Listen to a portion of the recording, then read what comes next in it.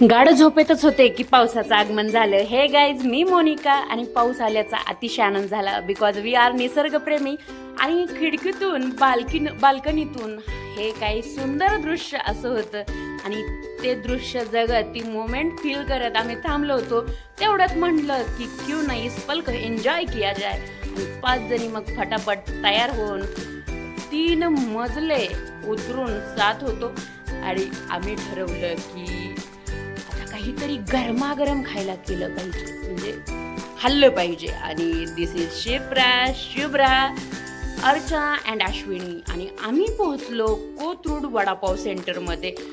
Saurabh भोसलेच्या specials पासून, म्हणजे चक्क 2 वर्षानंतर वडापाव खायला सुरू केलंय बिकॉज ते सौरभ भोसलेचं स्पेशल एकदम स्पेशल होतं. So that's why. आणि ही मोमेंट आम्ही जगत होतो. वाव, काय सीन आहे. आणि वडापाव इतका डिलिशियस, स्पायसी, यमी, बोलायचं काम नाही, सुपर्ब होता.